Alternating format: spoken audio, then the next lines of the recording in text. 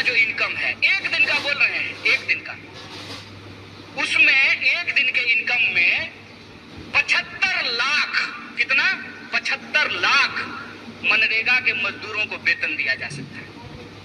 यह खेल हम नहीं समझेंगे। देश की आजादी को 75 साल हो गए हैं, 77वां स्वतंत्रता दिवस मनाया जा रहा है। ऐसा कैसे हो गया भाई कि 2-4 लोग बहुत अमीर हो गए और बाकी जो जनता थी वो जो है हर चीज के लिए तरसने लगी है। पहले क्या बोले थे? पहले बोले थे कि जब प्राइवेटाइजेशन होगा ना तो कंपटीशन होगा, इसीलिए कोऑपरेटिव को समाप्त कर दो। आप बहुत सौभाग्यशाली हैं पीएन पाटिल साहब कि आपका कोऑपरेटिव चल रहा है। क्यों? क्योंकि जया शाह का पप्पा कोऑपरेटिव मंत्री बना है। वो जिस चीज के मंत्री बनते हैं ना उसका बस जय श्री राम होता है। वो आजकल गृह मंत्री है। गृह मंत्री का काम है देश की कानून व्यवस्था को सुरक्षित रखना। मणिपुर में कानून व्यवस्था सुरक्षित था, आप लोगों ने देखा कि नहीं देखा? पुलिस थानों पे हमले हुए, हथियार लूट लिए गए, गोली लूट लिया गया, महिलाओं को निर्वस्त्र करके घुमाया गया। क्यों? क्योंकि गृह मंत्री जी अपनी ड्यूटी पे लगे हुए थे। प्रधानमंत्री 22-22 घंटा काम करते हैं, तब जाकर के देश की ये हालत पहुंची है कि इस देश में 5.5 लाख इंजीनियर हर साल पैदा होते हैं और 1.5 लाख लोगों को भी नौकरी नहीं मिलती है। इसीलिए मैं जो बोलता हूं तथ्य और प्रमाण के साथ बोलता हूं। मैं आपके सामने बोल रहा हूं। प्रधानमंत्री जी ने कहा कि 2022 तक सबको पक्का मकान मिल जाएगा। मिल गया कि नहीं मिल गया? नहीं मिला तो मतलब प्रधानमंत्री झूठ बोल रहे हैं क्या? या तो आप लोग झूठ बोल रहे हैं या प्रधानमंत्री झूठ बोल रहे हैं? कौन झूठ बोल रहा है? प्रधानमंत्री झूठ बोल रहा है। तो हम बोल सकते हैं ना कि भारत का प्रधानमंत्री झूठा है। बोलिए, नंगा को नंगा कहेंगे कि नहीं कहेंगे? झूठा को झूठा कहेंगे कि नहीं कहेंगे? और हम कहेंगे जो झूठ बोलेगा उसको झूठा। और तुम्हारे इलेक्शन डिपार्टमेंट में कितना दम है वो हम देखे हैं। जब आ रहे थे ना कोल्हापुर सिटी से मसाल के पीछे पीछे, तो कोल्हापुर का जेल देखते हुए आए हैं। जगह है कितनी जेल में देख लिया है, देखेंगे, देखे हुए हैं। बोलेंगे झूठ, झूठा हो तुमने झूठ बोला है इस देश की जनता से। तुमने झूठ बोला कि हम इस देश के एक एक इंसान के खाते में 15 लाख रुपया पहुंचाएंगे। तुमने झूठ बोला कि हर साल 2 करोड़ नौकरी पैदा की जाएगी। तुमने झूठ बोला कि किसानों की आमदनी दोगुनी की जाएगी। तुमने झूठ बोला कि महिलाओं के ऊपर अत्याचार को कम करेंगे। तुम इस देश की जनता से झूठ बोल रहे हो और तुम्हारी ताकत है झूठ बोलना। तो याद रखना कि तुम अगर झूठ के रास्ते पे चल सकते हो, फिर से इस देश को गुलाम बनाने की साजिश रच सकते हो।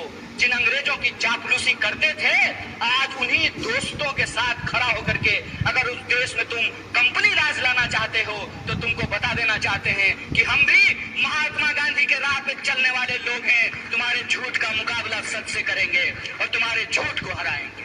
यह लड़ाई 2 तरह के सोच के बीच की लड़ाई है। एक तरफ वो है जो दिन दहाड़े बिना किसी लाग लपेट के झूठ बोलते हैं। दूसरी तरफ हम तमाम लोगों को एकजुट होना पड़ेगा जो सच बोलते हैं। पहली लड़ाई है झूठ और सच की, दूसरी लड़ाई है डर और साहस की। बताइए, शहीद आजम भगत सिंह 23 साल की उम्र में हंसते हंसते फांसी के फंदे पे झूल गया। झूल गया कि नहीं झूल गया? बटुकेश्वर दत्त, सुखदेव, राजगुरु, चंद्रशेखर आजाद झूल गए कि नहीं झूल गए? और आप जान लीजिए, जितने क्रांतिकारी थे उनका केस अगर कोई लड़ता था तो उस वकील का नाम पंडित जवाहरलाल नेहरू था। इस बात को याद रखिए। ये झूठ बोलते हैं, ये झूठ बोलते हैं, हमारे इतिहास को तोड़ने और मरोड़ने की कोशिश करते हैं। तो जो क्रांतिकारियों की परंपरा है जो वीरता के साथ खड़ी होती है, तो एक तरफ अंग्रेजों से माफी मांगने वाले डरपोक लोग हैं, एक तरफ अंग्रेजों की चापलूसी करने वाले, जासूसी करने वाले डरपोक लोग हैं, दूसरी तरफ हम साहसी और बहादुरी लोगों को इकट्ठा होना पड़ेगा। तो दूसरी लड़ाई है साहस और डर का, और तीसरी लड़ाई है कि वो समाज को हमेशा बांटने का काम करते हैं। हमेशा कभी जात के नाम पे बांटेंगे, कभी धर्म के नाम पे बांटेंगे। जहां धर्म होगा वहां धर्म का झगड़ा लगाएंगे, जहां धर्म नहीं होगा वहां जात का झगड़ा लगाएंगे। आप मणिपुर का उदाहरण देख लीजिए, वहां आपस में लोगों को लड़ा रहे हैं कि नहीं लड़ा रहे हैं। आप हरियाणा का उदाहरण उठा करके देख लीजिए, वहां कैसे लोगों को लड़ाने की कोशिश की। आप उत्तर प्रदेश देख लीजिए, आप महाराष्ट्र देख लीजिए, तमाम राज्यों में ये राज्य के जो लोग हैं उनको आपस में बांटते हैं। क्यों? क्योंकि अंग्रेजों से इन्होंने एक चालाकी सीखी है, फूट डालो राज करो। हमको यह बात समझनी पड़ेगी कि आज महाराष्ट्र के लोगों के आत्मसम्मान का सवाल है कि कोई बाहर से आकर के संत तुकाराम की धरती पर रहने वाले लोग, शिवसेना, एनसीपी और कांग्रेस का नहीं है। यह मामला सच और झूठ का है और महाराष्ट्र के लोगों को सच के साथ खड़ा रहना पड़ेगा। अगर कोई गलत है तो वो गलत है, वो भाजपा में जाने से ठीक नहीं हो जाता है। ये पहले क्या करते हैं, ये पहले ईडी भेजते हैं, इलेक्शन डिपार्टमेंट पहले जाता है, नेता को डराता है। अगर नेता डर गया तो तुरंत उसको भाजपा का खेस पहना करके उसके सारे अपराध को माफ करके, जैसे मान लीजिए पीएन पाटिल साहब और बंटी जी यहाँ बैठे हुए हैं, इनके घर पे भी कोई आया था मेहमान, इनको डराया था, तो जो ही ईडी जाती है तो ये चिल्लाना शुरू कर देते हैं, चोर है, चोर है, चोर है। डर करके जो ही अगर ये भाजपा में गए, साधु है, साधु है, साधु है, संत है, महात्मा है। अरे कमाल बात है भाई, ये आपकी आंख के सामने हो रहा है। इसीलिए मैं आपको कह रहा हूं, 3-4 राज्य बहुत महत्वपूर्ण है। एक तो आप सब लोग हैं ही महाराष्ट्र के, दूसरा जहां से मैं आता हूं बिहार। बिहार, बंगाल और महाराष्ट्र जय शाह के पप्पा का धड़कन बढ़ा दिया है, ऊपर नीचे चल रहा है उनका ब्लड प्रेशर कि क्या होगा अगर यहाँ पे इनका झूठ का पर्दाफाश हुआ तो यह नकली चाणक्य का बैंड बजने वाला है।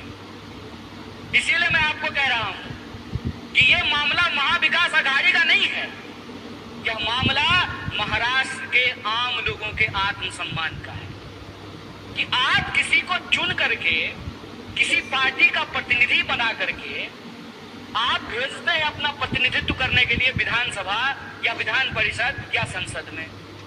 उधर से उसका इलेक्शन डिपार्टमेंट आता है, 3-4 बार छापा मारता है।